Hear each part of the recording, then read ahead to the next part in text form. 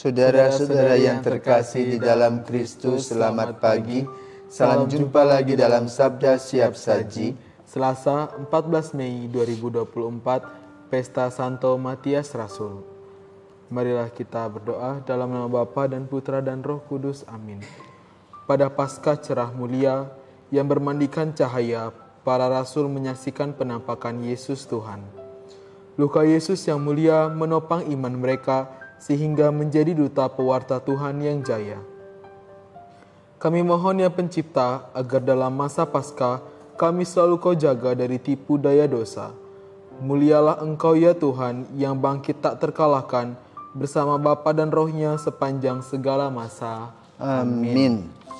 Tuhan bersamamu Dan bersama rohmu. Inilah Injil Yesus Kristus menurut Yohanes. Dimuliakanlah Tuhan.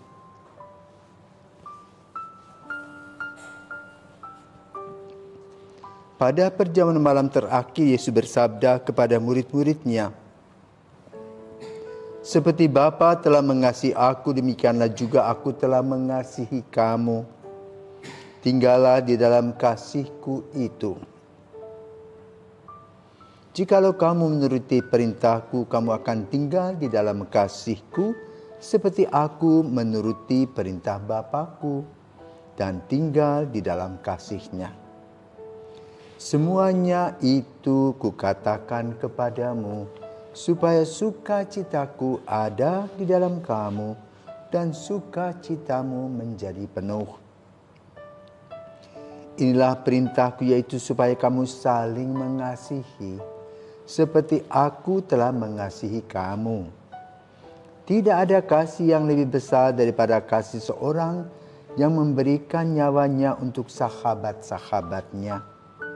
Kamu adalah sahabatku jikalau kamu berbuat apa yang Kuperintahkan kepadamu.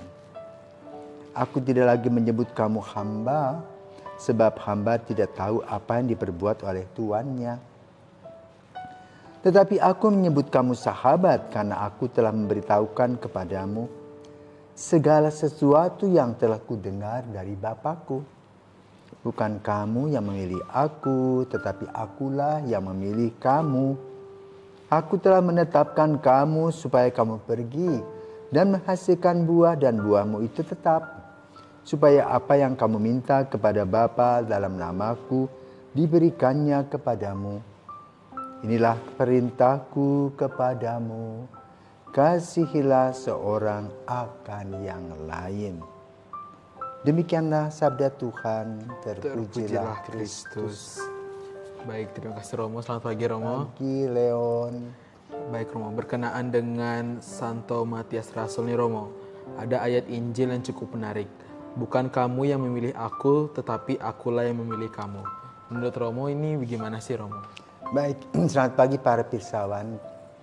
Kata-kata Yesus itu bukan sebuah kiasan, tetapi betul terjadi dalam diri setiap orang. Kenapa kita dipilih menjadi pengikut Yesus? Dalam kepemilihan, dalam pemilihan itu kita menjadi satu saudara.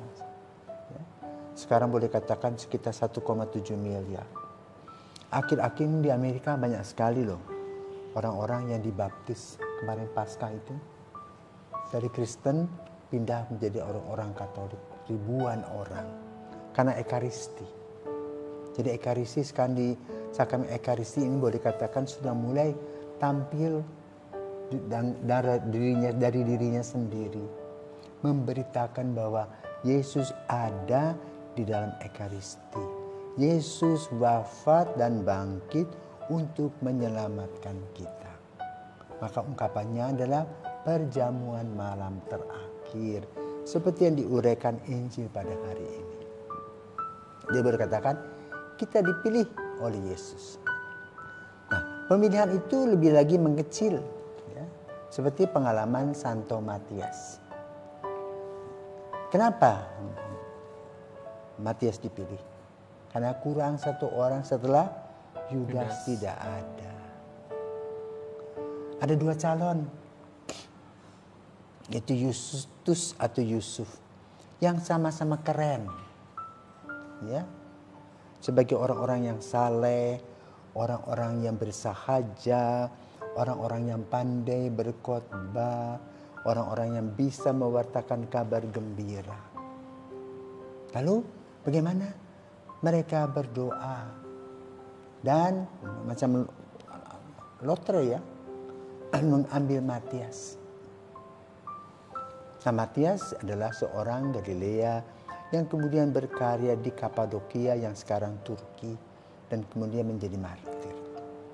Rupa-rupanya dari pengalaman memilih Matias itu menjadi bagian dari hukum kanonik kemudian, di mana pemilihan seorang uskup dilaksanakan, ya, terutama pada saya lebih serius pada situasi sede vacante, artinya tahta uskup lowong, artinya uskupnya tidak ada. Bagaimana gereja membuat stokis? Ya, boleh dikatakan sejak kecil dianalisa terus. Seseorang itu dari sembilan menengah, sembilan tinggi, menjadi imam, kemudian menjadi calon-calon uskup nominator. Dan kali ini, ya, nominator itu diberikan oleh uskup setiap tahun. Bukan lagi dulu setiap 3 tahun. Setiap 3 tahun uskup menyetorkan nama-nama, diserahkan kepada duta Vatikan. Itu digodok. Artinya duta mencari informasi yang lebih mendalam tentang si X ini. Memperkenalkan diri, bertemu, bla bla bla. Siapa tahu, kan hidup manusia itu tidak tahu. Paling kurang sudah ada stokis 3 orang. Nah, kalau sede vacante, tata uskup lowong, pertama itu dicari dulu sekitar lokal itu, dari diosis itu, yang mana kira-kira bisa. Lalu mulai ditampilkan, ya, ada surat rahasia itu, ditulis kira-kira si ini bagaimana pendapatmu. Nah, lalu digodok secara rahasia. Ya, kalau memang itu calonnya yang seperti Matias itu macam undi begitu didoakan jadi. Kalau tidak diambil lagi dari regio. Ya. Kalau tidak ada dari regio itu diambil lagi dari nasional. Ya. Seperti kejadian beberapa keuskupan, uskupnya adalah dari 2 regio itu, tapi nasional. Begitu. Nah, nama itu digodok dan ditelusuri dari kecil sampai saat ini. Ya, bagaimana kiprah orang ini? Ya. Dan tentu saja Roh Kudus yang berkarya. Dan itu kadang-kadang pemilihan manusia dengan pemilihan Roh Kudus itu beda. Sama juga pemilihan paus sama. Ya, lebih serius lagi kalau paus itu dikadakan retret khusus para kardinal itu. Dengan satu hukuman, satu hukum bukan hukuman, dengan hukum orang yang kardinal sekian umurnya sampai sekian boleh mempunyai hak memilih dan dipilih. Yang tua yang sudah masuk usur, dia hanya punya hak memilih. Baru nanti digodoklah selanjutnya dalam retret itu. Ya, lalu setelah itu dipilih, dikepulkanlah asap putih. Nah, ini berdasar pada pemilihan Matias yang terus berkembang dalam memilih pemimpin-pemimpin yang bersahaja.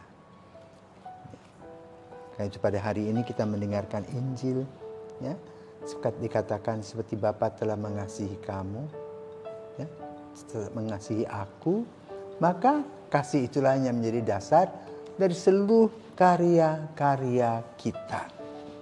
Ya.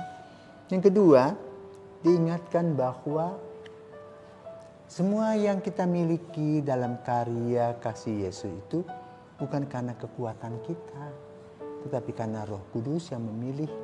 Karena itu dikatakan bukan kamu yang memilih aku, melainkan akulah yang memilih kamu. Maka janganlah bersombong ria. Ya. Berbahasa padilah, bernas. Ya. Dan biasanya setelah kita naik bukit, goncangan itu banyak. Ya. Karena itu patut disadari baik oleh para calon imam. Ketika masuk ke frater saja sudah ada godaan. Menjadi imam yang menurut dunia itu disebut ganteng hatinya, ganteng wajahnya, lebih berat lagi. Ya, tantangannya. Selalu ada peristiwa-peristiwa di padang gurun itu yang menyertai perjalanan panggilan. Lebih tinggi lagi, tentu lebih berat lagi. Ya. Kadang-kadang orang tergelincir. Ya, karena itu tadi 3 hal yang ada dalam peristiwa padang gurun, tahta, harta, dan wanita. Itu perlu disadari. Dan Santo Matias telah membuktikannya, dia setia, bijaksana, bersahaja, dan juga berani mati. Karena itu dia menjadi seorang martir. Ya, semoga kita boleh mengikuti teladannya. Maka kita berdoa, Santo Matias, doakanlah kami. Amin.